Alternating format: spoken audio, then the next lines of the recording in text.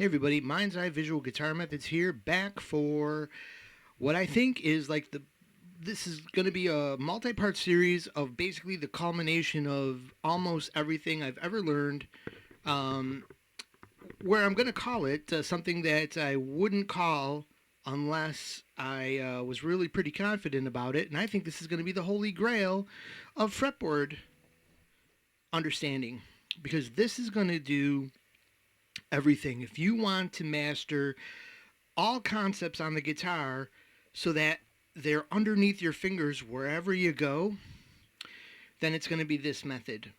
We want to be able to have a way that will give us access to, the scale all over the fretboard without noodling, with knowledge of what we're playing. Those are like concepts that are really hard to get together. You can have a big scale, you can learn a bunch of scales. So you can say you can memorize, or get across the fretboard with all these big shapes. And then what's the interval? And then it's, you're noodling. Well, how do you stop noodling? And then there's all this wishy-washy advice. I'm going to show you here today exactly what noodling is. And maybe not on this lesson, it'll probably come up. But, you're noodling because you don't have control of intervals. And I'm going to show you how we're going to get that with a method that also provides us a navigation. It's navigation, it's tone control, which is what you're hearing when you hear, and I know I said this on the last few lessons, when you hear your favorite solo, especially the ones that really, resonate, everyone loves, how did he find all those notes of the first solo of Comfortably Numb, and the Sultans of Swing, and the Hotel California solo, and the Larry Carlton solo in Kid Charlemagne, and all those solos? How do how does Eric Johnson just hit that great interval and know right where to end, and doesn't sound noodly when he's whipping all over the fretboard? How is that? This is how. So let's just get right into it without all the preamble. But this is also going to be like all the stuff on my, here's more preamble, like everything on my channel. This is free. This is a gift to you. If you found it, lucky you. It's a channel that kind of floats around in the background. I don't really think the YouTube algorithm puts me out there. If you could share it with other people, that would be great. It's just a gift for people who want to, excel on guitar, who may have something to bring to the world with music. I could hide this and keep it all to myself, selfishly, but I give it to the world. But I do hope for, and I leave it to you to gift if it was worth it to you. So there's a link down below for Buy Me a Coffee. There's no Patreon. There's no email list. There's no PDF to buy, although I could probably sell the PDFs from this lesson, and I may have to resort to do that because things are bad. The reason this lesson is a couple months late is because we're in financial ruin here, and there's almost no way to continue with this channel. But here I am because, like I said, I've come up with something here. It just so happened to turn this corner, and I got something that I just love to take all over the fretboard. So let's just get right into it. So if you could, at the end of the lesson, and this is only part one, we got a part two to bring it all over the fretboard. We need to know the information first. So, at the end of the series, or now, if this was something that's taught you something, hey, throw a couple bucks at the donation link below, the Buy Me a Coffee. And there's been one person, in case you think, well, everybody donates. There's only been one person through the entire couple years that I've had that. Maybe one or two. Most recently, Steven, was it Scannell? I don't know. I had the name. I think I mentioned it. I think I mentioned you last lesson anyways. But if you do donate, I'll broadcast your name out there as a thank you as well. So let's just get right into it, I guess, from here. So basically, the first thing we need for this method to work, before the navigation, we need to know, like, basically what I'm talking about and how to get control of music first. And this will keep some beginners toting along. So the first thing to understand is that regardless of all these different notes all over the fretboard, millions of notes, there's only 12 notes that you're dealing with in music. The same 12 notes on a saxophone and the piano and the guitar and all that. In our Western music, all the great stuff from Steely Dan to Zeppelin to Pink Floyd to Miles Davis to Coltrane to everybody else has been, for the most part, with this some kind of jumble of this 12 notes that seems to have some way to organize it for these great players and no one else can find it. So the first thing to do is to get a handle on all these 12 notes. Now you can line out all the intervals and start to learn them and say, okay, that's my major third, that's my minor third, okay. Now, and also learning is twofold. You're trying to learn location, physical location of these things so you can find them, which are maybe here, or here, or wherever else. You're trying to learn physical location, but you're also trying to hear this stuff too and get it in your ears, and that can be kind of difficult when you're just saying, okay, well, that's a flat 2, that's the major 2, that's the major third, but wait, what was that one again? And so, the when you can start hearing music, you can start going, okay, I know that. Sounds major. Or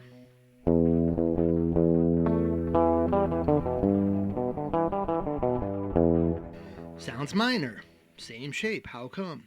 Anyways, we're going to get to all that. But that's the deal. You want to physically learn and learn with your ear as well, because your ear is going to be the experience. The understanding is great.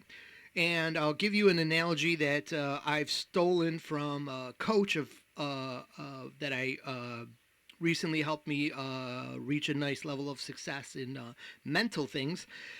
And the analogy is that with a cookie you can learn everything about baking a cookie. From the temperature to the exact ingredients that are going to make it taste like this or a little bit more like that, and learn those ingredients exactly perfectly like a science, but you've never experienced, you couldn't describe to somebody what the cookie tastes like, actually, if you've never experienced eating the cookie. Or if you've only experienced eating a cookie, you might be able to tell the difference between all kinds of cookies, but you couldn't bake one because you don't have the understanding. So in life, I believe there needs to be a harmony of the understanding. Basically, like the good players have some kind of foundational understanding and they have the experience. And that correlates, in my mind, to what Miles Davis said, which was, yeah, learn all the theory, but then you forget the theory. And you're going, what? Well, if I'm going to forget it, why did I learn it? How does that make any sense? Well, there you go. That's how it makes any sense, because it becomes foundational to where you really can forget it. And how do you get there, though? Because these big memorizing shapes, they for some people they'll work because they have just that big capacity of memorization available. Other people have a mind full of memorized things. You got to memorize your this, your that, your health insurance, your everything about your life. You got to memorize, and codes and phone numbers and everything else, and where you left your keys. There's no more memory left for huge patterns, where the intervals are in that pattern, what to play, how to play. Then it becomes little tricks, and then you're limited with tricks. I can do this right here, and a lot of people will suffice with that because you can learn something in an area that sounds pretty cool, pull it off every time. This chord means this, or whatever the case may be. But you can be limited if you don't know, like, which one was the 5, which one was the 3rd, which one was the 7th, and what to do, and how do the black keys, how do some players play the wrong notes and make them sound right? That's all going to be in this teaching. So 12 notes organized like this. Here we go. If you do the math here, we're going to have 3 colors to organize our tonal description here, our organization. We're going to organize all 12 like this. If you look, we have 4 green tones, the 3 yellow, the 5 black, and that is going to be 4 plus 3 plus 5. That's 12 altogether. So we have those are all the notes. If we know all the notes, and we've got control of the music. And so what this does is when you organize this, you're going to find that your guitar fretboard with that, oh, why is it tuned like this? Why is it set up like this? Well, that B string shift and it's made for chords. Yeah, that might be some of it, but you're going to see here that it looks like that there was actually a purpose, a deeper purpose to this organization system that creates an easy way to know what the hell's going on when you're playing. And we're talking about when I mean what the hell's going on when you're playing, I mean being able to know, hey, I'm going to add in, I'm going to play on the 7th, or this chord has a major 7th, and it's always right there. And this chord, I want to add in the 2 or the 9, same note, or I don't. And where is it? How do I make a phrase out of it? How do I make a phrase that includes it or doesn't include it? That's what they're doing, and you're going to be able to see it, how it can be done when we get through this today. Only 3 pages, so don't worry if I'm stalling. Getting to the point here, we're going to roll right into this real quick. So, 4, 1, 2, 3, 4, ha, ha, 4. 4 green tones. Your green tones are going to be the everyday tones you need. Let's just go through them. We'll give them let's give them their names first. Green, chord tones. Yellow, scale steps. There's always chord tones, then there's the remaining scale steps, and that leaves behind some black keys. That's black because it's the same as if you play the scale on the C major scale on the piano. To make this visually easy to think about, you've got a scale that will work for a ton of music, and then there's black keys that are could be the avoid notes to not make Mary Had a Little Lamb sound wrong. Not make Happy Birthday sound like you hit a wrong note. So they could be avoid notes. Until you watch the jazz guys and you're like, hey, how did they put it? Well, it's a black key. How are you putting that in there?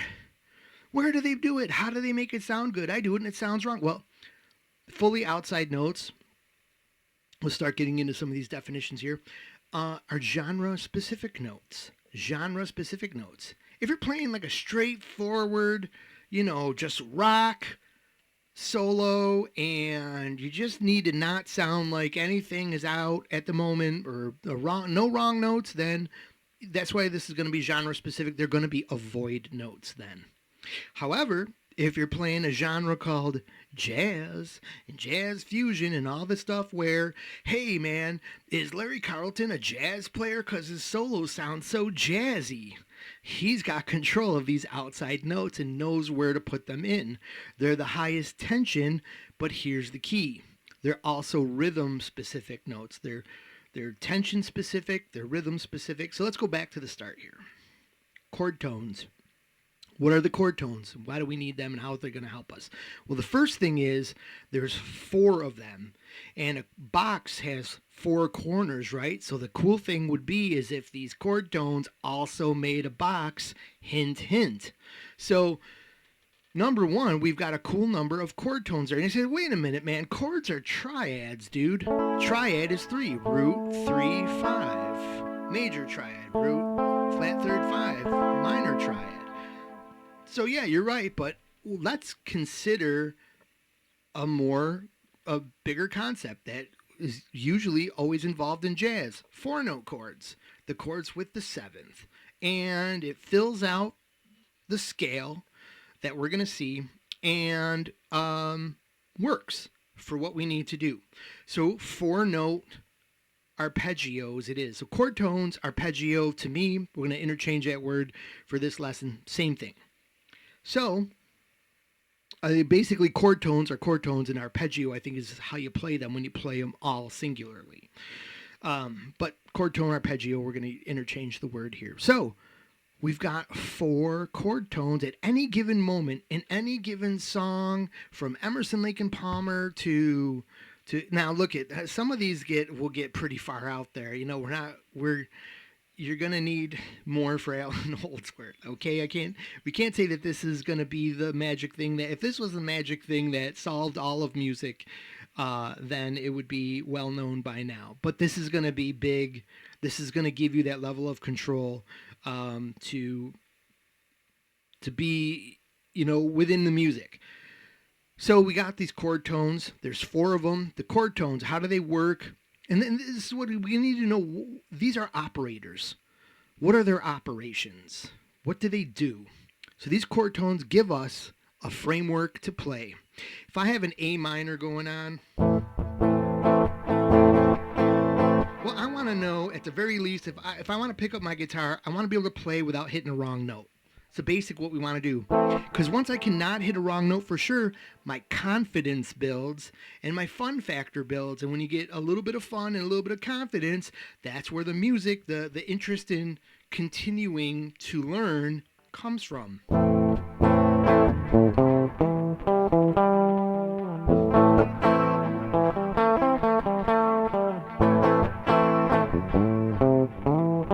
You can hear just a 3-note triad of A minor, got all 4 notes.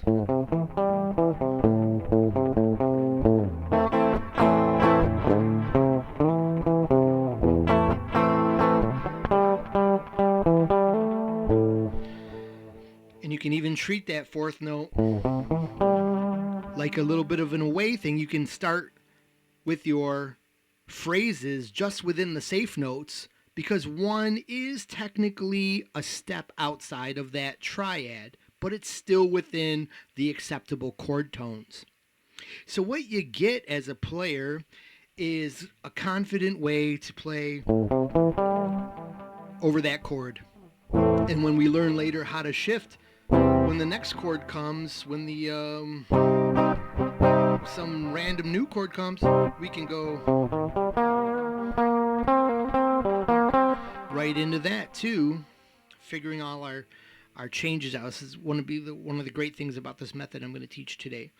So we get these inside notes, but they're low risk, lower reward. So lower risk, there's no risk of hitting a bad sounding note with the chord tones. You will sound inside all day long. But inside isn't where all the greatest players stay, because that is low risk, which comes with lower reward. If I want to add in one of them black keys on the rhythm, maybe something will happen. Let's hear.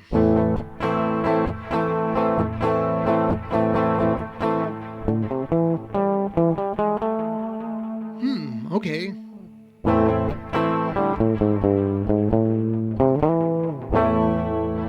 There's a little black key mix in there. So it can happen. And you start to hear, oh, okay. Well, there's that way to use the black keys, or just slide in.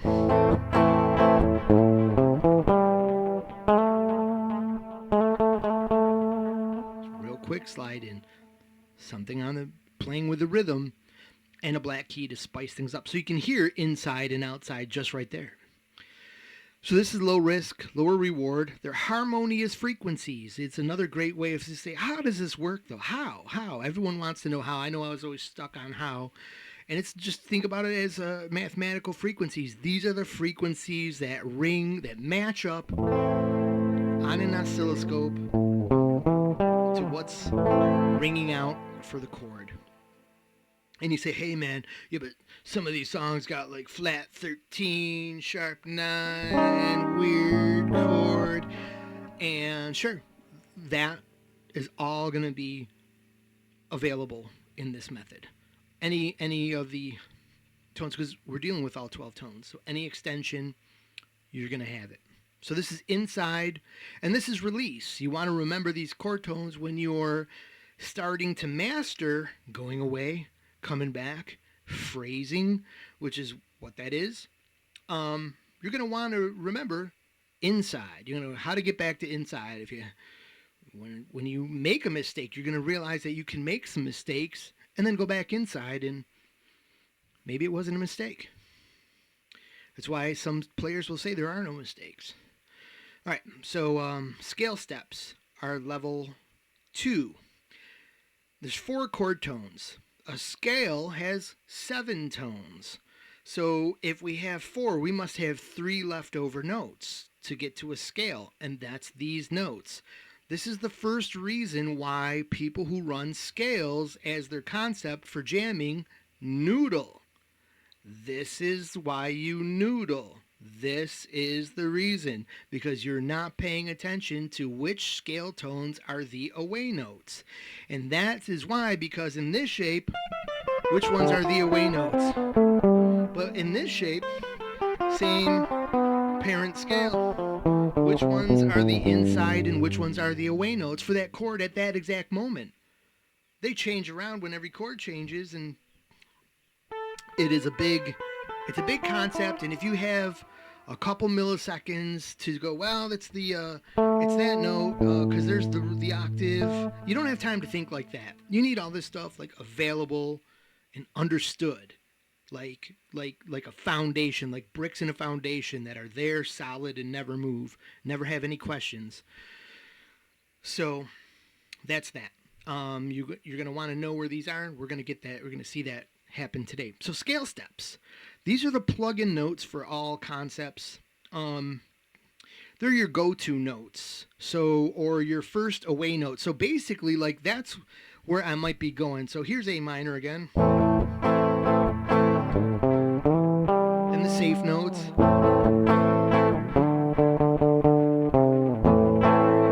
Now, did you hear what I did there to organize the tones? I went to my first scale step and I played it as a concept and resolved back into my chord tones. I wouldn't have known to do that with some big scale shape.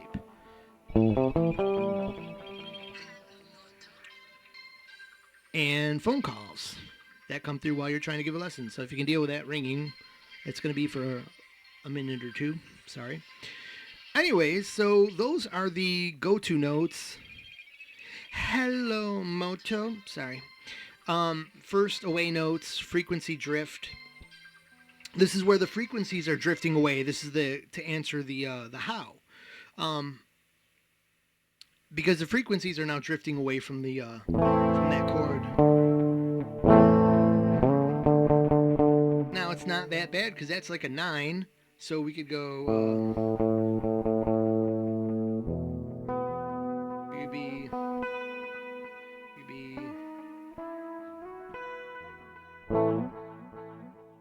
It could be like.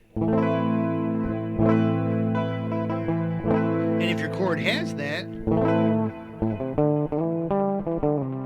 you get a little more freedom in your playing with whatever extension is being included in your chord.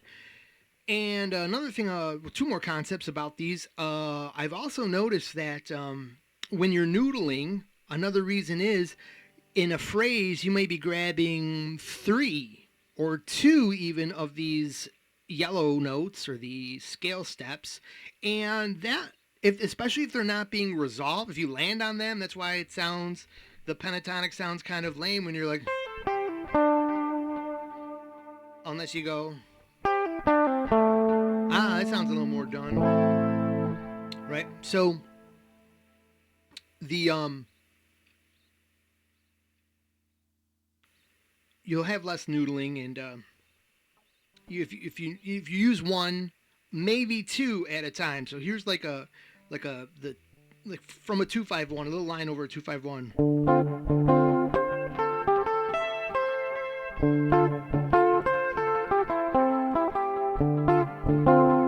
Some of those were within the pattern.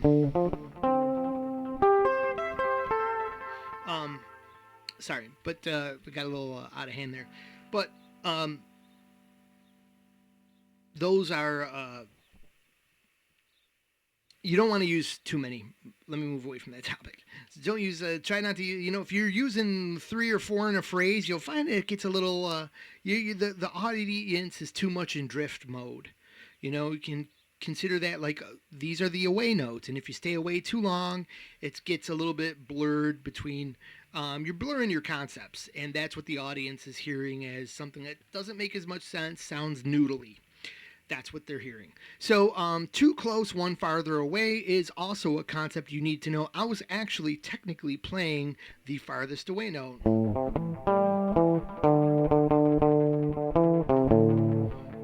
There's other ones that are closer in.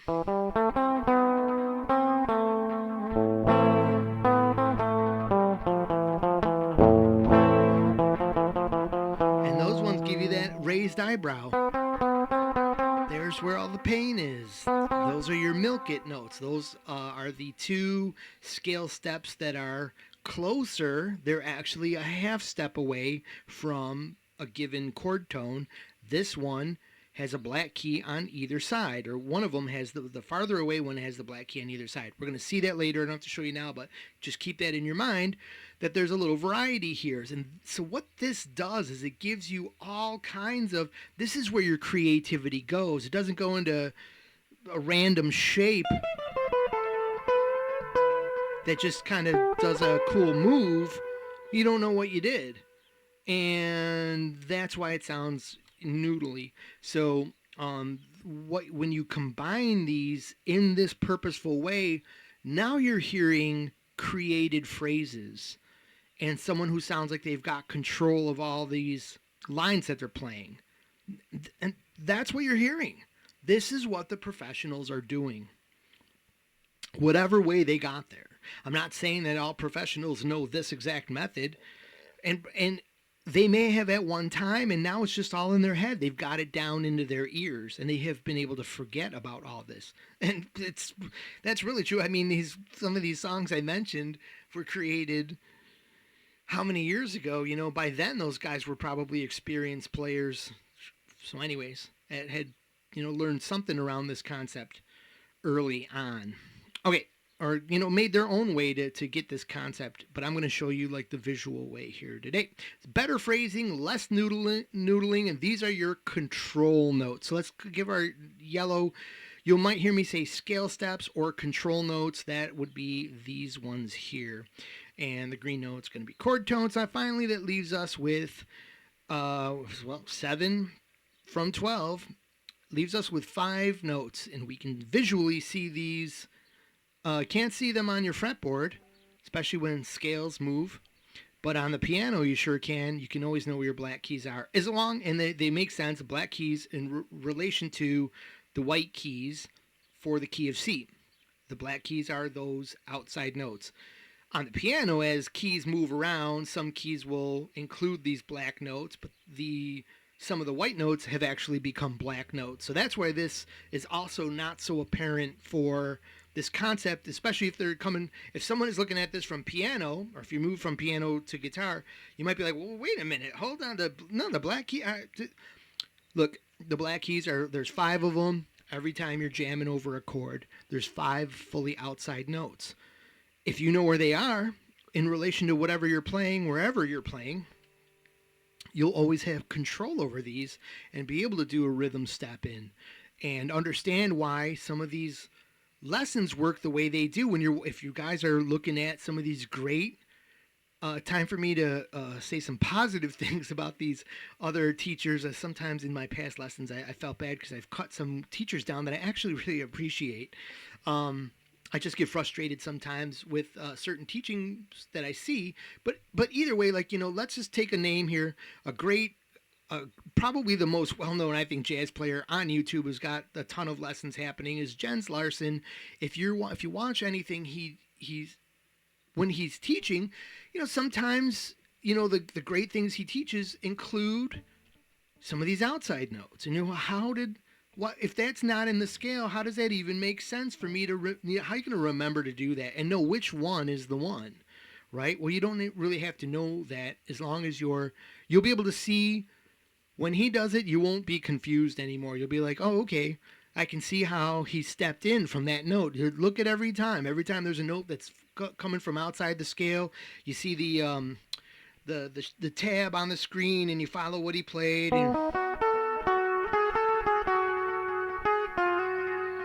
And you wonder, well, Where does that know? How do I know?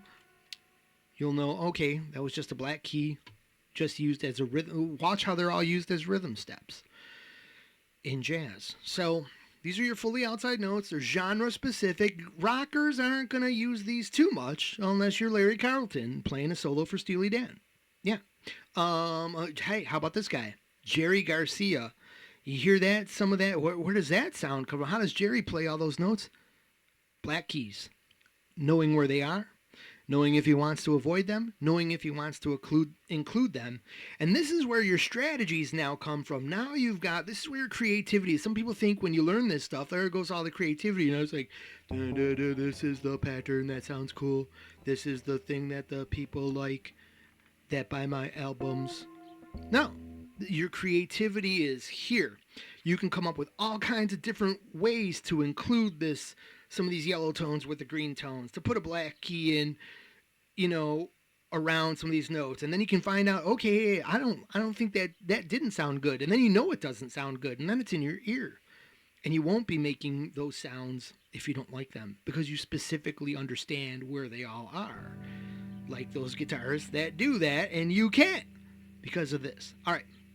So let's get down to the brass tacks here.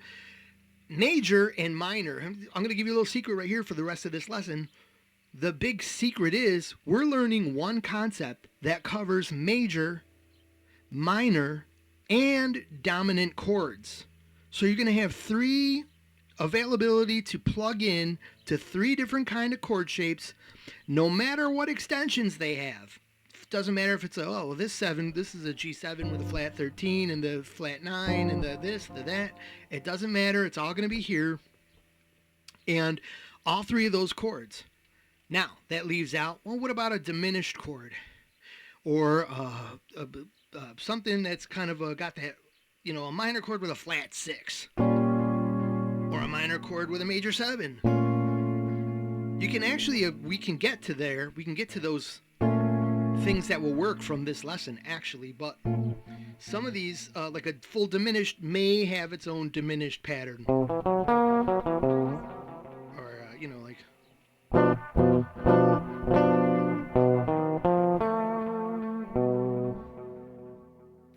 As an example. But this is going to work for, and then technically this should work for at least a half diminished chord. Full diminished, but there's other little patterns, and I've taught them in other lessons. You know, full diminished chord.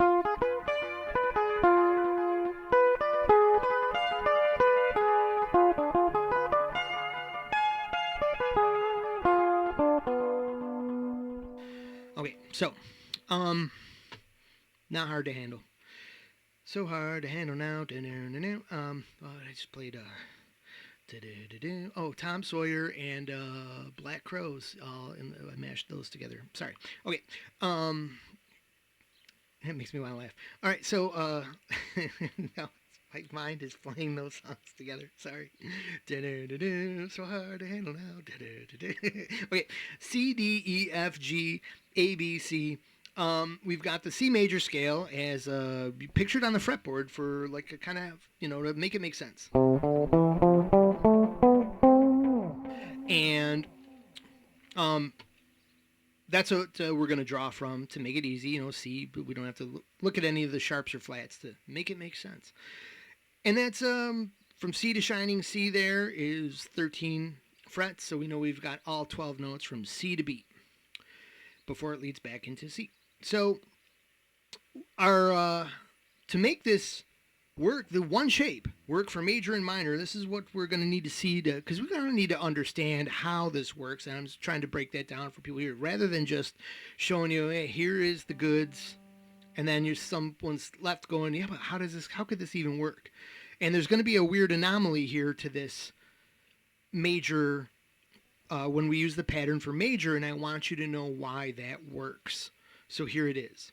Another chance. Wide awake, we face the day. The dream is over, or has it just begun? Sorry. I'm sorry. All right. Queensryche in my head. All right, so we got a root of, and what we're going to do here is I'm going to show you something. We need to see the three major chords from the major scale. When they're just triads, they're just triads. You have a G major triad, a C major triad, an F major triad. All right, and it doesn't give us the information we need to make this work. But we're playing 4-note chords, so we're including that 7, and that's where things change. Because once we add in the 7, well, we see that the C, for example, let's do this. Well, the F and the C are the same shape. They have the same, we can see that here. C and F in the first row. We have the B as the 7th. And we have the F as with the E as the 7th. And then we have the G. That's got a flat 7th. So we've got a problem. We have an inconsistency, and we need control of that. Because what about when there's a... Now, people will think, I need a scale. I need a new scale. Because that's a 5 chord and it needs a scale. Nope. It needs the same exact understanding as all the rest. You're going to see how easy it is. But we need to get that in control. Because it's not the same as... So, or for example, C. Using that A minor shape grip with the C root. But if that was C7, it's going to have to be completely different sound, completely different function. We need control.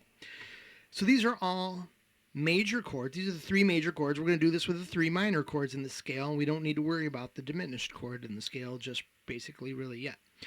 So root, and we can see that the next, if we, we're going to build chords, we got to skip a tone. So C, D, E, F, G, A, and G, A, B. And we're going to see how that... when we get to E, it's always this major third. That's what makes it major. Okay, just to keep the beginners along. Sorry for the people who already know that. And then the 5 is there, the root, the third, the 5th, or the root, the major third, and the 5th, since we will be discussing flat third in a little bit. Anyways, so a root, third, and 5, we've got our major arpeggio here, and we have the difference at the 7. So how can we kind of... Let's see some more here. So now... We're gonna organize our top row here, our interval row. Here we just had the intervals. We know after the root there's a flat 2, then there's a 2, then there's a flat 3, and you should be sort of interval or should be sort of understanding what do these intervals do in relation to the chord sharp 4, right? There's the regular 4 and the Simpsons 4, right? You always hear people trying to describe the sound of adding the sharp 4 with the Simpsons intro theme. Sort of fits. Now, and one side note here. Some of you are looking at, well, wait a minute, doesn't that go 4, flat 5, 5, sharp 5, 6? And yeah, it does. As we've discussed in other lessons, it all depends on what you're doing with your scale. Are you altering the 5 or are you altering a 4? That's going to determine what you call this note. In our teaching today, what we want to do is consider that the 5 is staying the 5, and we need to know a control group. 4, we have a question when we play this chord. Are we adding the 4? Are we adding the sharp 4? Because we're going to soon see that there's now a difference between C and F. Now C, F, and G are completely different chords, and they plug into the scale in a certain spot because of this.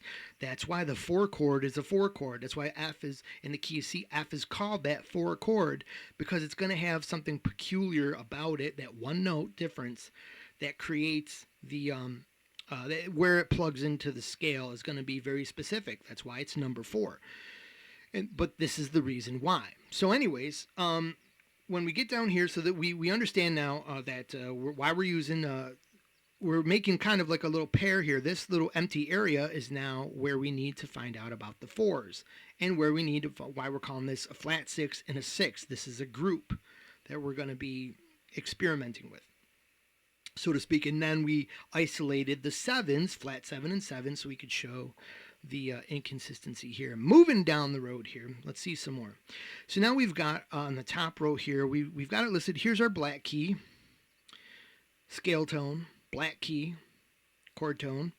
Now we have a choice here, so that's going to need control. This is what this lesson is about, finding a way to control this. We have a 5 here.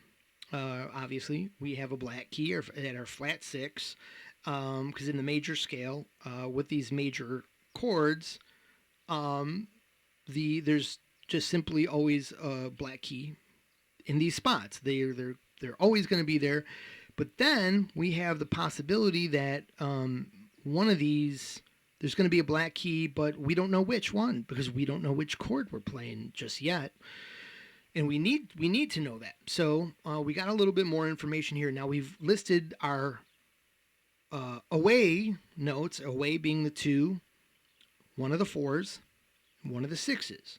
We know that with a major chord, we've positively got a 6 in the scale available. That's our note there. So, okay, so those are going to be all our scale tones. And we can see them manifesting here. We don't have a sharp or flat. We have simply G, A, B, C, D, E, D, E, F. But we're noticing that, oh yeah, you know, when we get to E and F, that's that half step. So that creates a problem for our trying to control. This is where it's hard to control intervals on the fretboard when you only know scale shapes. And so we've got like this 2 here. We see something neat about it. There's a black key on each side like we just discussed, and it's kind of like sits solo here. It's the most away note. All our black keys here are going to be on this side. There's going to be, it might look like, oh, A is also it's going to have that nuance too, but except when we get to the flat 7, it's not going to have a black key on each side. So that's not consistent here, but it's consistent with the 2. So that's something to hold in our minds, and we've identified, that's why this is like a lighter yellow, because this is a problem area, and this is a problem area, and we got to solve that. So we're going to do this. We need a standard set of chord tones as well. So here's the solution, because we want what I mean is we want a standard set of 4. Remember we talked in the beginning, chord tones, we need 4 of them, and we'd like them to be in the 4 corners of a box. So we're within the box, we have a choice of intervals, and that's the whole secret. How do we get there? This is how. We actually are going to make a little change here. Normally, when people teach arpeggios and the arpeggio for a major scale, they're going to include, well, this is the arpeggio for a major, and this is for the dominant, and this is the arpeggio for the major, the arpeggio for major 7th chord and minor 7th chord. And you get these 2 different shapes. Now you got more to think about and try to learn. No, you don't need to you don't want to do it that way. How can we can make a little trick that solves that? Remember this little consistent line here? What if we take a 6, which should be an outside tone, and we just chuck that rule, throw it in the trash, and we take that 6 and say, hey, you're coming with us, buddy. We're making you a chord tone. Can we do that? Well, I was just looking. I think the Theory Police, they just drove by. They missed us. I don't think they care. So the Theory Police aren't going to come out after you if you use this 6, and you're going to find out that that 6 makes an excellent chord tone with a major chord. But at the same time, you could also consider it like in your group of 4 notes, you're the one that's a little bit away. All right? So we've got, for example, let's play a C.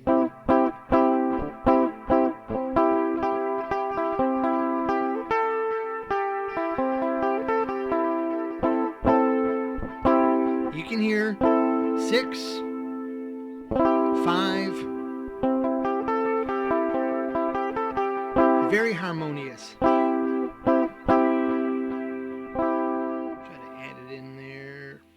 Find it way down there for a stretch. Whoa. You don't have to worry about that. And it's akin to, it will kind of naturally, if we do this, excuse me, it will also naturally give us access to when there's a major 13 chord coming up. Now, if you don't know, like, well, 13, if you're new enough, you're like, oh, no, it's this ninth, 11, 13. It's all confusing to you. I'll show you how there's a little way you can think about it. We're going to go over it at the very, very end of the lesson. It's really, really pretty basic. But 6, 13, it's just an equivalence. You just can say, well, how does a 6, well, when is it a 6 and when is it a 13 is what the beginners are saying. Well, it's a 13 when it's way high up, above your 7th. If you're lower than your 7th, then you would call that perhaps a, here, well, I'll just call it a 6 here. But if I was playing this, this chord, but I was playing that way up there, then it would be a 6.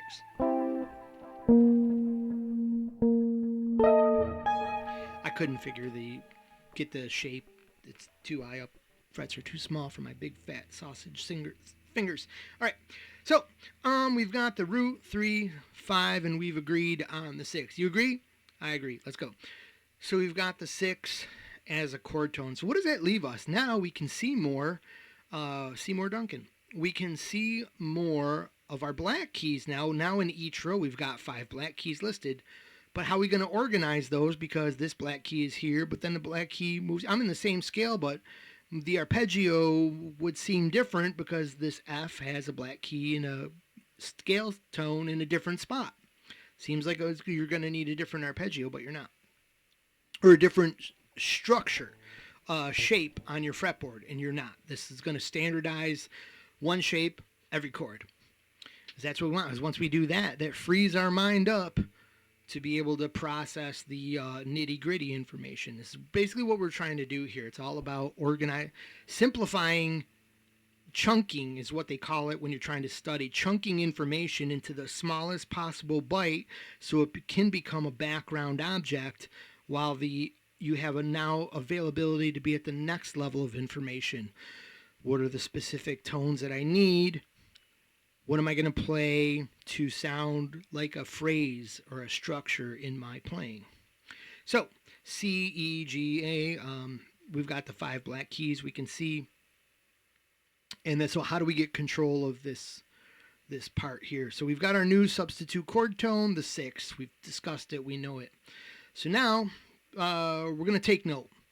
The 2 is our fully away scale step. Now that we've kind of solved that problem, we can still see that our 2 is pretty neatly stacked there. We don't need to do anything with it. It's just going to be our away note, and we're going to want a way to leave it away. By the way, extra hint here. I don't know if I have this in the in my listing here, but the another important thing, your pentatonic scale. And you pentatonic rockers, I got some word about pentatonic right now to clear up this whole escape the pentatonic box, because pentatonic sounds noodly. And then there's the guitarists who make pentatonic sound great. How does that all work? Explained. With what is exactly happening? Here it is on Mind's Eye Visual Guitar Method. It's that 2 right there. This is basically the extra note that's found within the pentatonic. If you're playing major pentatonic, it's in the same location as a 2. Or here it is as a 2. If you're playing minor pentatonic, it's the same exact note in that structure, but it's because the intervals are jumbled around, that would be the 4. You're going to see that later, doesn't matter now. But just that this particular note here is definitely your away note, and it's included in the pentatonic. So the reason people are lost with pentatonic is because they're taught this. A pentatonic is a 5-note scale. And then maybe oh, okay, 5 notes. You just think it's some random 5 notes that you can escape. You can't escape it because it's the building block behind. It's within, as a matter of fact, there's 3 of them, exact structures within a major scale. So there's no escaping. If you're playing a major scale trying to escape the pentatonic box, you're still playing the pentatonic box.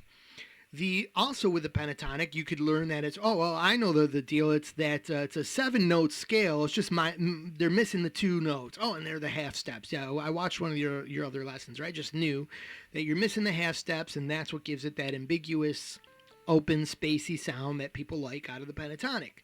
But they don't really know this, that a pentatonic, and why you sound noodly is because you think it's a 5-note scale. You're not considering it that it's a 4-note scale plus 1. It's 4 green chord tones plus 1 yellow tone. All pentatonics. All the normally played major pentatonic and minor pentatonic. C major pentatonic. A minor pentatonic. Same thing again. Relative major and minor. Now, they're going to sound that's a way. I got to resolve that. To make a statement, if I could just controlled it, I gave it an idea that it was a way, I knew where it was and the position of the scale, and I resolved it. And now there's less noodling happening. That's going to show up in your scale as less noodling, especially if you happen to accidentally land on it. Then you're going to know to at least resolve it. And that's why, you know, you're landing on that, you're using it a lot. Well, bending to the 5 is good with it because you're resolving it. So the 4, it's important to know, or if this was C major pentatonic, that would be the 2. All right, very important to know. So 5 is actually 4 plus 1, and it's that note right there as a takeaway, a good takeaway from this understanding. So 2 is our fully away scale step. Yep.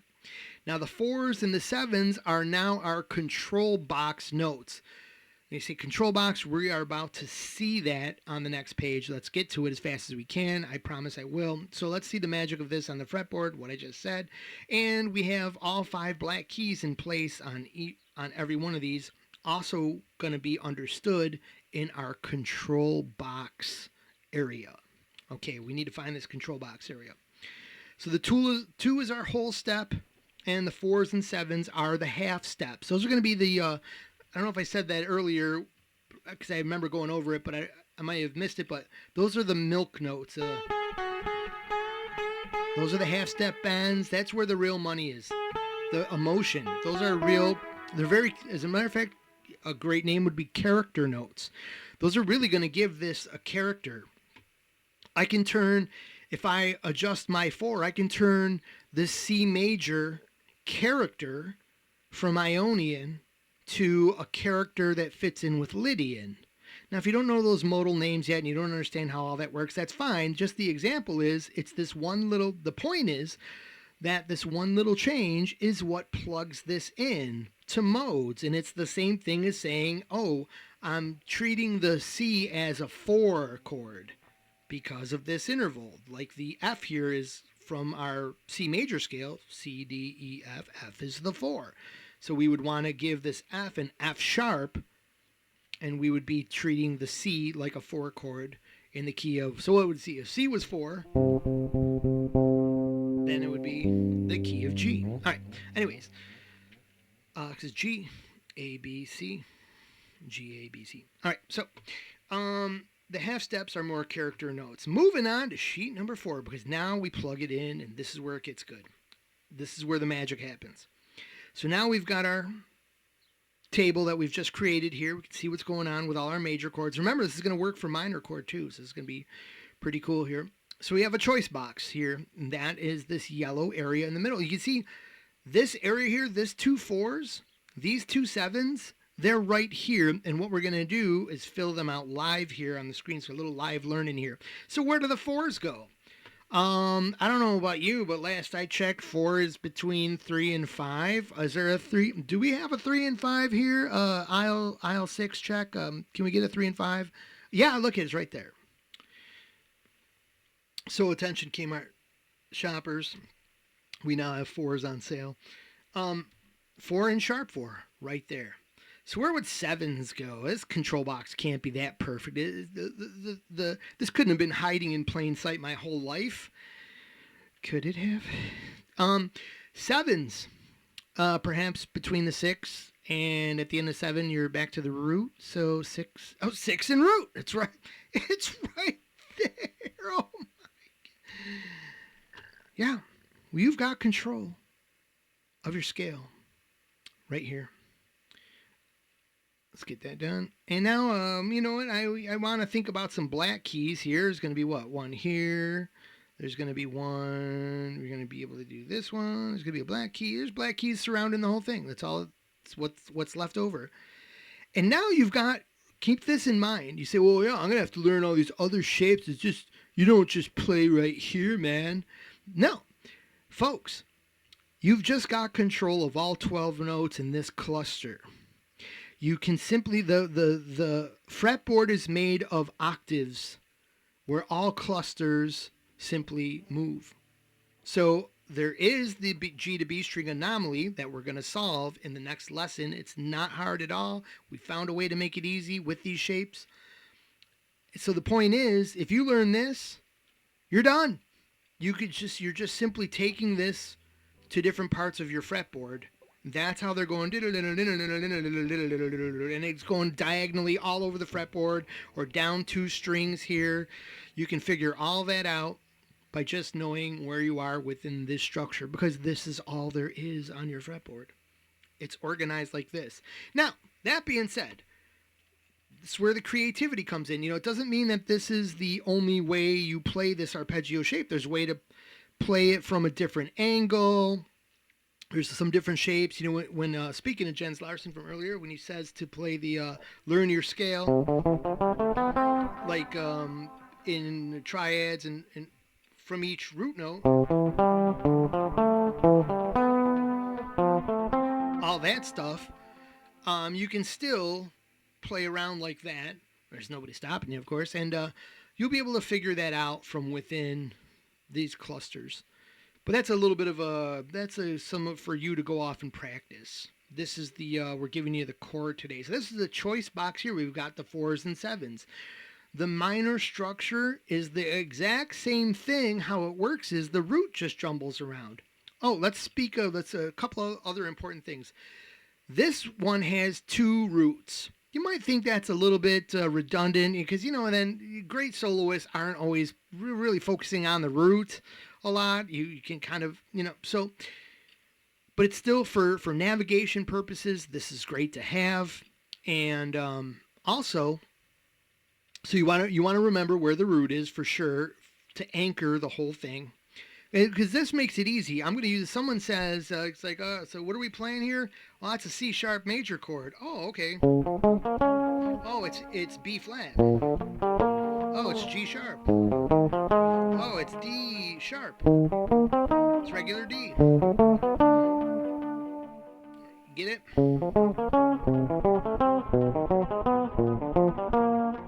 Going down the road there. So, the root important there, because then you can also, you know, when I want to think about, you know, anchoring to playing a scale with a chord, I want to, you know, I'm going to think about, you know, where's the root note of my chord? And I know, you know, the whole fretboard, obviously, well, not obviously, new people are probably new on this, but the first thing you learn is your E string. So that almost gives you access to, someone says G.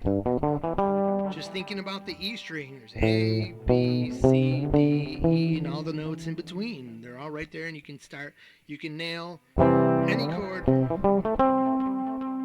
as quick as you can say chord.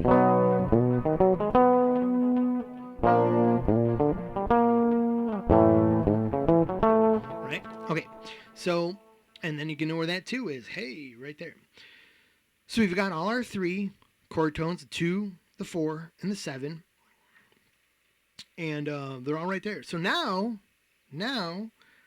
also, if I'm gonna choose one. So if I'm playing now, this root, it's A chord, A major, but it's an A dominant chord. So that's gonna be,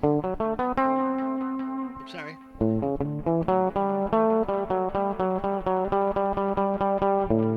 can see it's right in the chord shape there.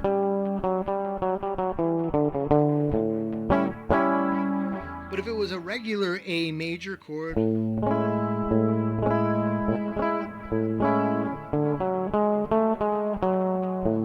have a completely different sound.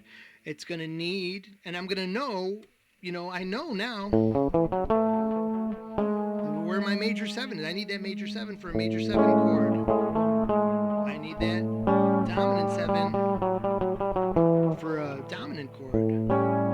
Major is moving to dominant. The chord in your music goes from A major to A dominant 7. Alright, that's going to be the change you made to play it all over the fretboard.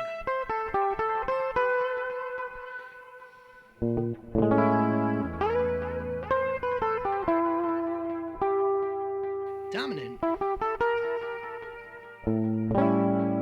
Alright, so yeah, there's that. So we've got our basically control of all that stuff. And when it comes to these black keys, you say, oh yeah, but I want to kind of specifically use that, a flat third over a third. Okay, well, where's your third? So you know all that stuff because you know the basics of your arpeggio. You know where a third is, and there's going to be your flat third, your sixes. But I'm playing that, for a trick. I want to use that flat 6 over that dominant. Oh, that's down there.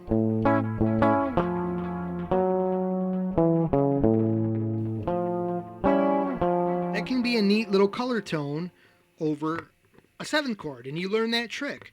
All right, so you're going to swap this green note out here for the black key because you wanted the flat 6. There's your 6. There's your flat 6. You want to play the trick where you play a minor third with a third. Well, it's going to be there. All right, and then you say, well, but it's not. I want to play it down here. So you have this shape down here, and you play accordingly. You know where your third is going to be, and I want to play that. Well, there's a 7 again, right? So actually, technically, there's a little bit of a mess up there. This would technically be a yellow key, right? Because that's going to be another 7. If you wanted that, but we don't know. That's your choice. One of these is going to be a black key now. But it's pretty easy to know. So the final thing I wanted to say is that, understand your root, your interval position.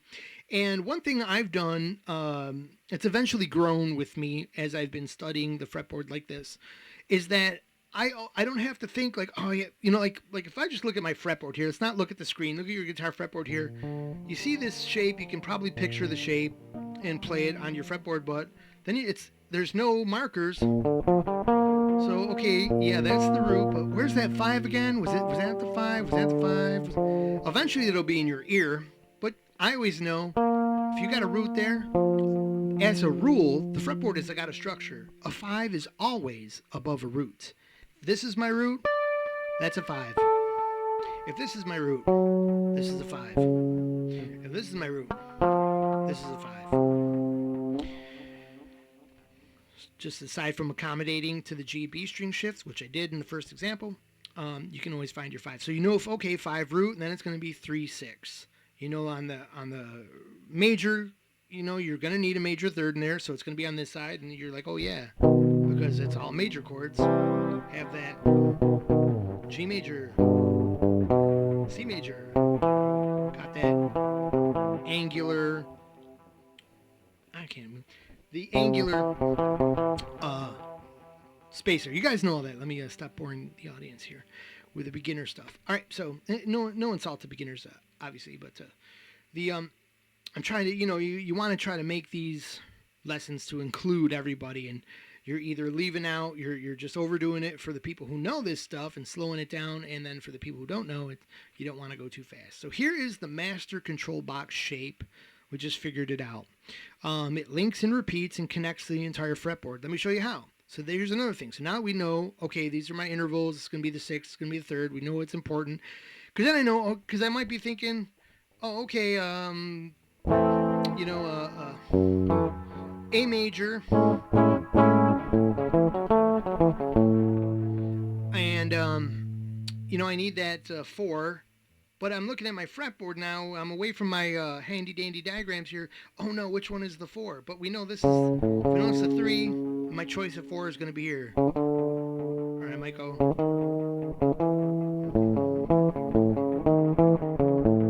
4. So, and then where's the 7s? It's going to be down below. So 4 and 7, you do want to know that 4 on top, 7 on the bottom kind of thing. whatever way you choose to remember that. Now the root. This is the one big key right here. Because the next question is like, all right, well, Mark, I want to move across the fretboard. How am I going to do that? And a lot of these, especially some other teachings, make it so like your next position is like some kind of jump into the abyss. You're thinking like it's, you're new, it's all gray area, and it tenses you up because you're like, I want to move on the fretboard, but where do I go? And here's a big key with almost everything that you find on my channel here. All these shapes have a link tone in them. Here, there's two roots. That's where this shape links up to the next shape. So you're always, or you can call them like anchor notes or escape notes. If I think of this as an escape note, that's my escape note. I know I can repeat the exact pattern starting with the original root. So I have this down below. I do have to make an adjustment for the G to B string shift, but I'm going to show you that in the next lesson, how this is actually much easier than you think. But here it is. Here's the original shape.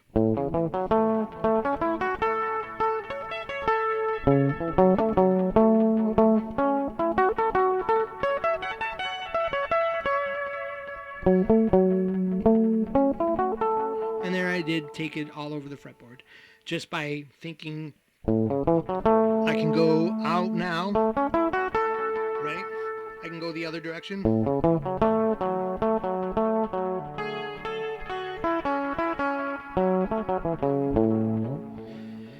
I don't think that I actually did that right, but you get what I'm saying.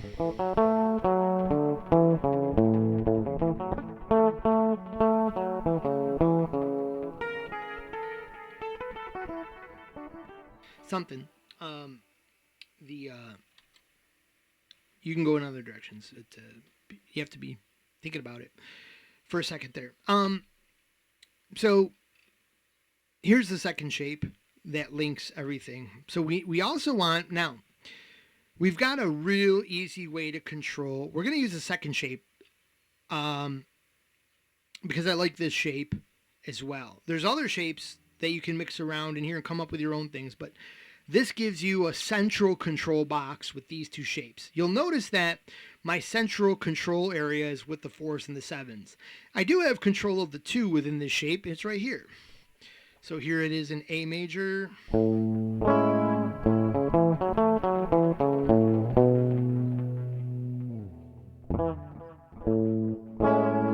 And, I was playing around the other day. I'll give you something that was...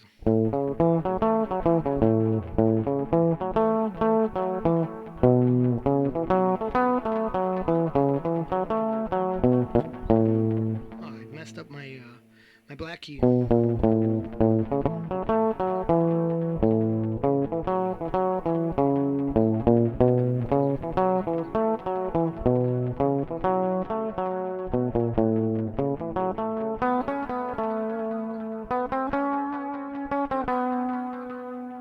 Say sounds away. I'm gonna go to get to home because that was the 2. The 2 is right here. For that octave one, I'm thinking of also there's basically that right there, and then there's a octave of the 3rd is right there.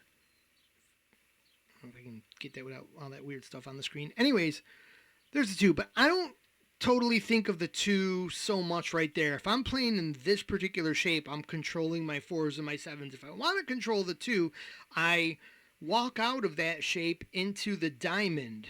So we'll call that the rectangle and the diamond, and we're gonna if you watched my bass guitar lesson from last week, an hour long, I expect that you probably didn't because it was an hour long. These are the 2 featured shapes that create a super easy way to memorize the bass guitar, and they also create a super easy way to navigate on your guitar, because when you're down low, might as well just forget. Why have a whole pattern that works with the whole fretboard on your mind when you're really only playing within the bass notes of by the bass notes, the same 4 strings as the bass guitar? That simplifies your fretboard patterns. And when I work out and go up, I can switch over into a fretboard idea that encompasses the higher 4 strings. 2 middle strings overlap. So that creates a continuity between both systems where I don't have to think about flowing between them, and I can seamlessly switch into my upper 4 idea and my lower 4 idea. So this is part of the lower 4 idea, is the point there. And it has this diamond. And this diamond encapsulates just the same way the other shape, the rectangle shape, does. And it encapsulates that 2 right easily. So easy to figure out, right in the middle. You've got the 2 surrounding black keys for steps right there. It's just awesome. And I like it. And I play it. And this will come in handy for minor when we switch this over to minor teaching in just one more second here. We've got one more page to go, and then the lesson is done, in case this is taking a long time for any of you guys. So here's the second shape that links everything. And speaking of links, know that you can see grayed out is our shape we were just working on. And now the highlighted ones are, once again, your escape tones. Not only can I escape to this pattern on the octave root note right here, but it'll lead me into my second shape, or the diamond, that will get me access to the 2 if I want it as an extra tone, or if it's in the chord already, usually functioning as a 9. So for example, again in A major, I get a whole bunch of new notes, which are the exact same chord tones, but they give me like a whole new phrase area that sounds somehow a little different than.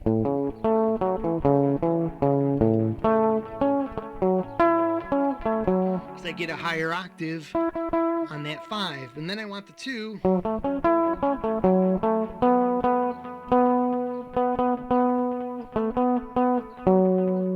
Oh, see, I resolved it to the 6. It didn't sound that great.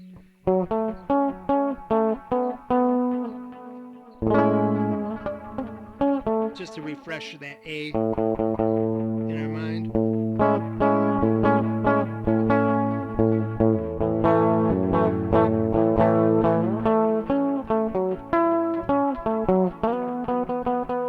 Way back home.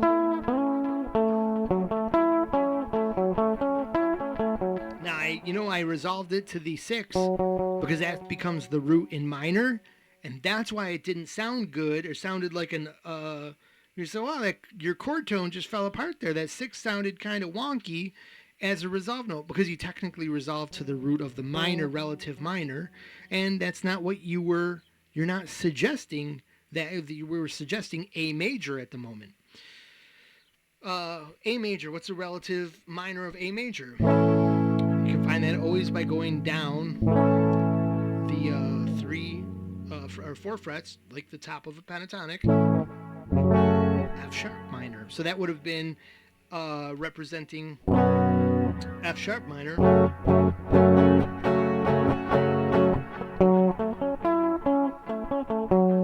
Ah, there's that root. Now the 6 sounds right.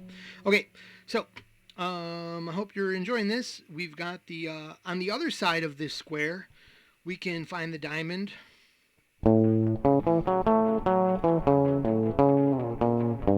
Oops. The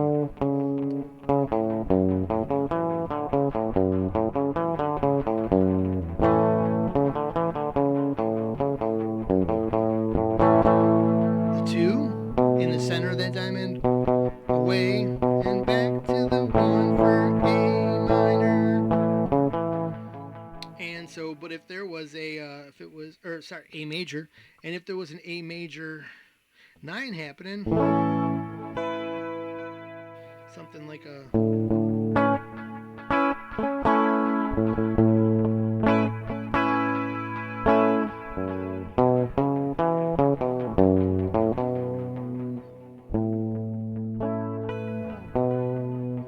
you get more use, a little bit more green tone out of that too.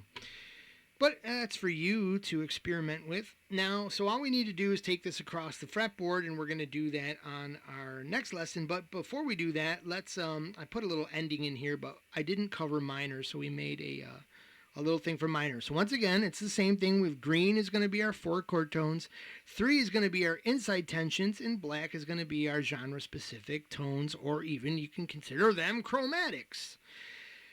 A minor third or a minor chord is going to have that minor third instead of the major third. And we can, how does the scale have minor chords for beginners? And which ones are they? And how come they're those tones? How come the D is minor? And how come the E is minor? And how come the A is minor in the same C major scale? Because looky here, from the D, because we have some half steps in the scale, we've got D to F is A. We always skip tones for our chords. D, F, A would be our building a triad from D. And so we find that our first, going to our third, the choice is now a flat third. F is at the position of a flat third. It's going to be minor. E has G. G is, once again, from E, you've got 1, 2, 3. Or you can count E as 1, 1, 2, 3, 4, whichever way you do it. And then that's the distance of a flat third. So when you see that small distance, you can see G here, G to B is a major third. It's got all that space in between. But A to C is a flat third. So we have D, E, and A as our minor chords from the key of C. And this is where they get their numbers. D is the 2 chord. E is the 3rd chord. We're not going to consider 4. F was major. We use that there. G5, A6. So 2, 3, and 6. All right, so it doesn't really matter for us, but just helpful to know for beginners trying to put all the pieces together and complete their understanding of things. And so, once again, we can see here in this setup, and it looks a little different, but you'll see some similarities start to grow here. So we have our root, D, E, A. We're going to skip our 2, and we're going to go to our flat third. And we got F, G, and C. All right, solid chord tones there. And another row of chord tones at the 5. They all have the root, flat third, and 5. And then we have that same kind of similar thing happening. And like I said earlier, the pentatonic, the 4 plus 1 concept with the pentatonic, it's the 4. Yeah, that's because this is with minor, it's the 4 that has the whole steps on each side is the most away of the away chord tones, of the away scale tones, scale tones yellow. And you can see each one of these in our control box area is always a half step of some kind. And then they give us the final black keys that we need when we've got basically 3 standard black keys. Where is the question remains, in any of these scales, if you want to plug in directly to chord tones or where they fit in a scale, where's the black key versus the half step yellow key? So here we have it. D has, the E and the G and the B's, and then you can see it all right here. We don't have to go over it.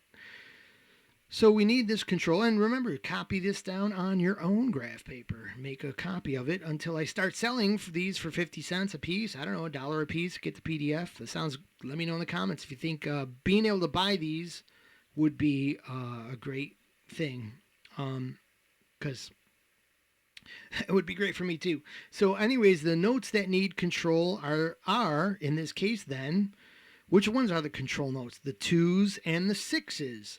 So you may want to plug in something in your memory there. Major, associate major with 4 and 7. Those are going to be your control choices.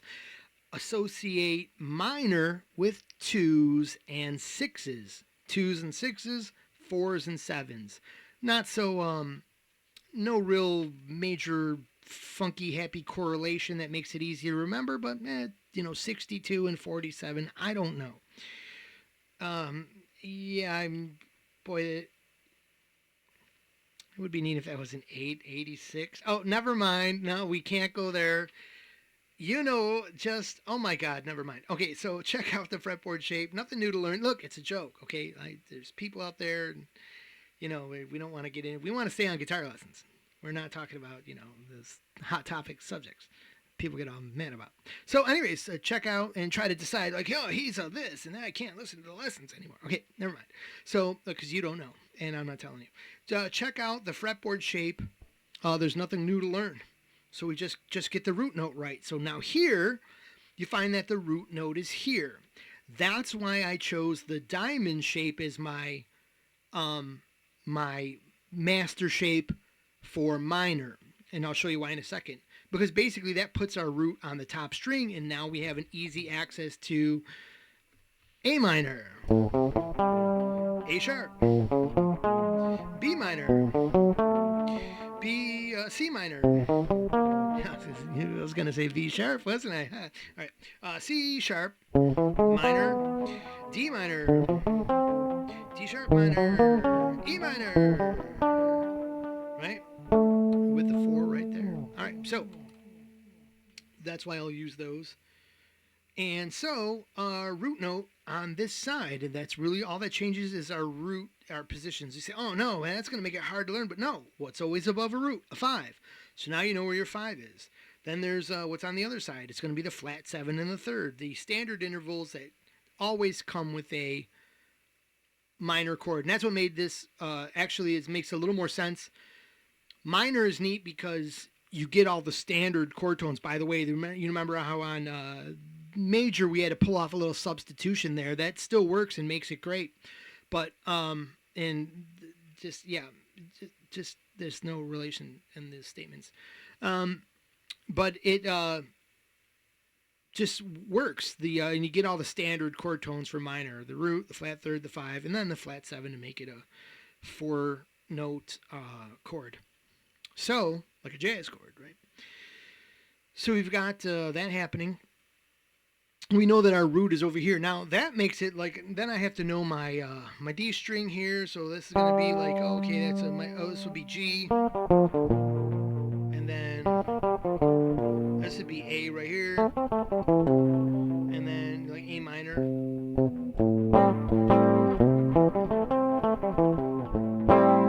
So you can sort of think of that if you're playing, your minor chord, A minor, G minor, your basic simple shape. It's just like a bar and a root note straight above. And you can find that on the string.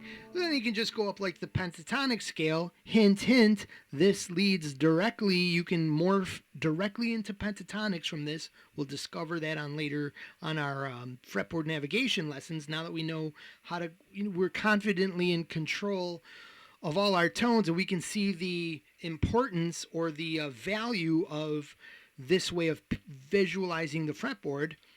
We can go into navigation next, even though we're hinting on it a little bit here. Anyways, so you could think about going up that flat third, and you've got the flat third for your chord with that shape in the control box of the 2s and the 6s. Where are those? Well, root. What's after a root? A flat 2. What has a flat 2? Phrygian. 5. I might want now I'm going to need the 6s. I'm going to have a flat 6. It's going to be in between the 5 and the 7. I'm going to have a flat 6 and a 6. So Dorian is associated with that raised 6, they tell you. Oh, okay, so if I want a Dorian,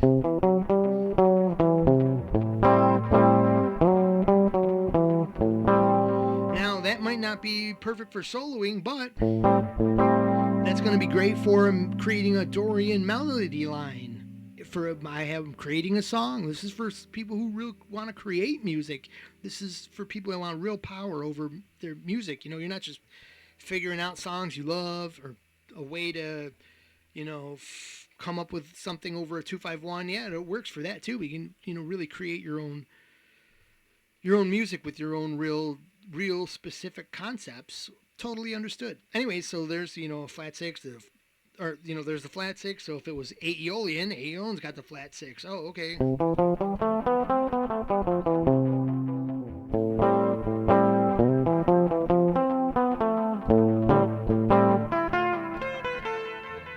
Right? So, cool. All right, so that's basically all we need, and then we have the same exact concept with the diamonds, except this time we're controlling the 4, and now we see the value of using the diamond for minor. Because if I put like I just, basically talked about, put the diamond find your root note on the E string. It's an A chord. It's a B chord. It's a C chord. It's a D chord. It's an E chord. It's a G chord. F is a little different down here. So maybe I'd want to use my power of F up here.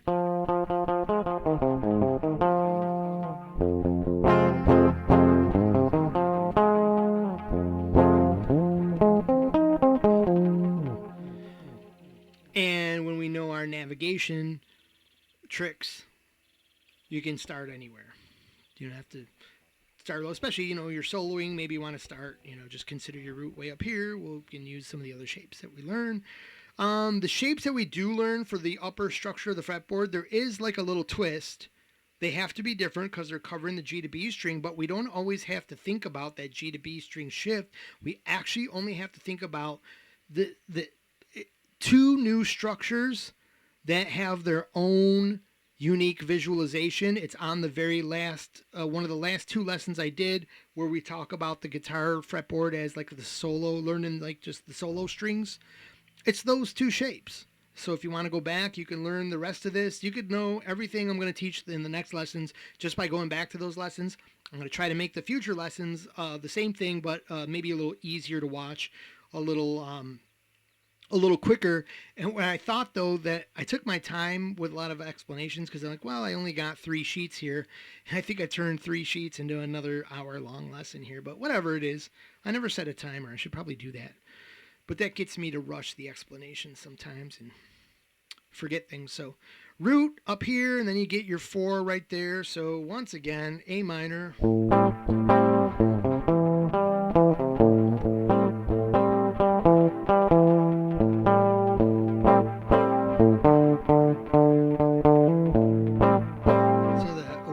Away, back inside. So that was, inside, yeah. Inside, outside for a second, back home. So you can see that if I just noodle around and go.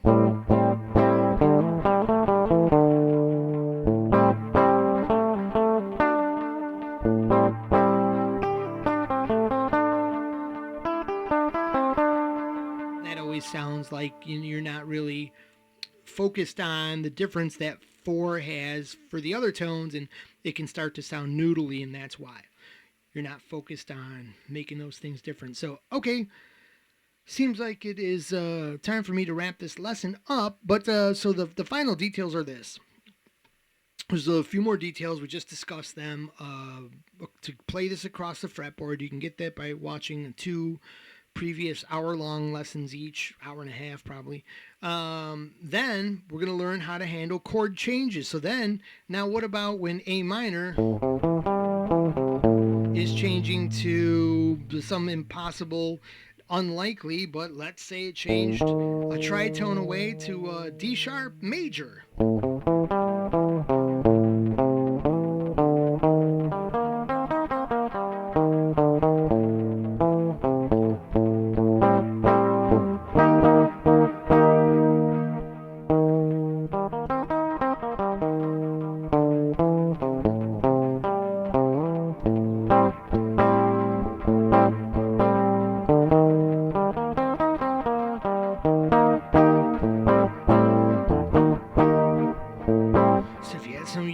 Create your own weird fusion song with any chord change, forget about scales, put the cool chord changes in that you hear in all kinds of crazy music.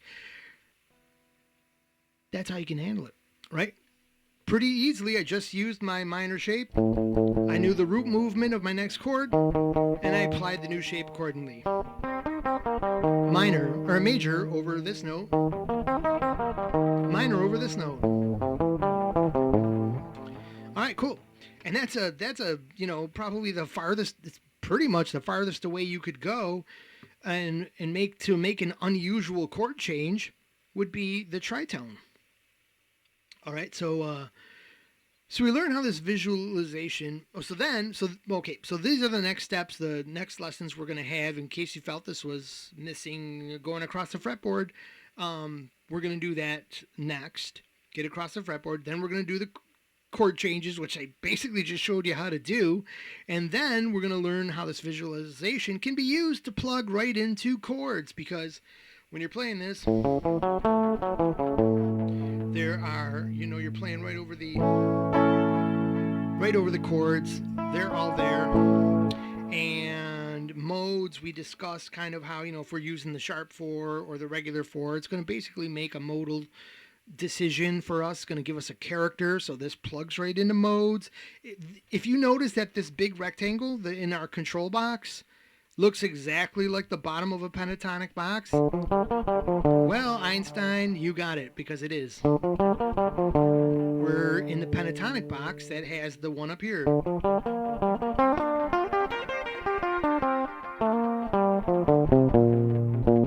What about the one right here?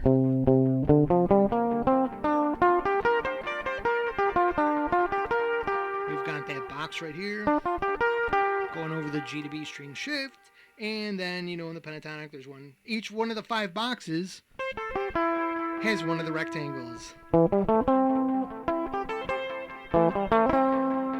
There's 3 of them right there. We'll give you the rest on the next lesson. So we can fly. You can basically be doing arpeggio, this, that, and the other thing. Fly right into pentatonics if you need a fast way to get somewhere else. Pretty handy, right? Triad shapes. You'll be able to find out exactly, because you're playing them right in this. A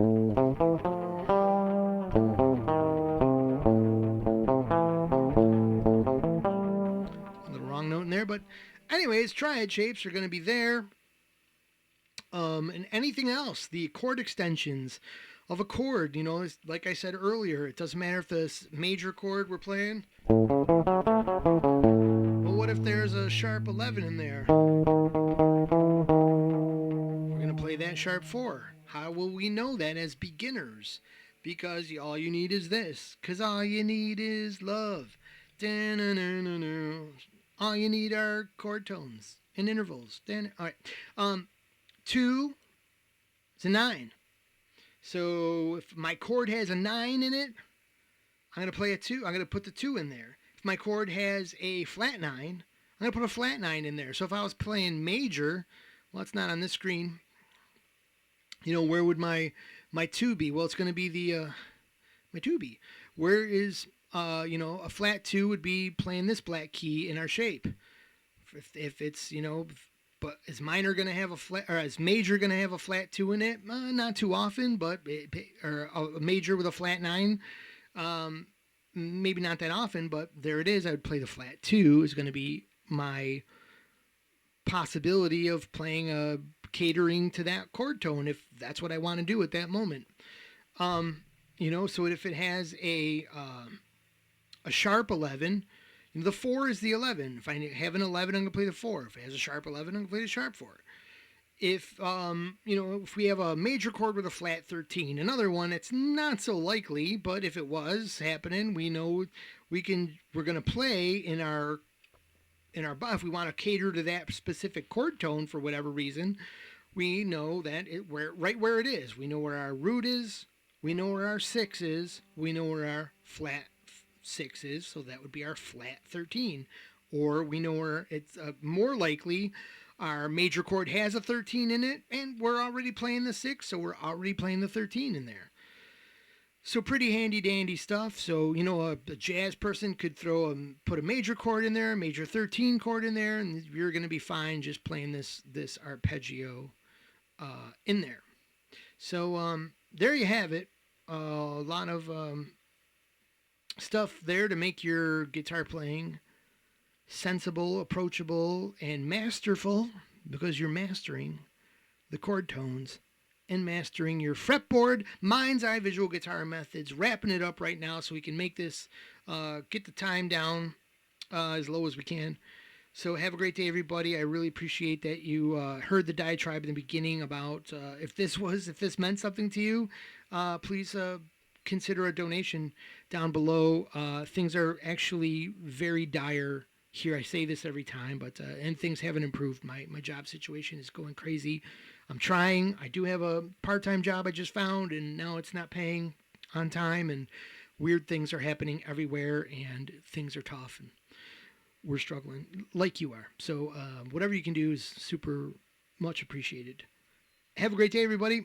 Check me next time and leave a comment on whatever question you had or whatever else about this lesson. Thanks. Have a great day.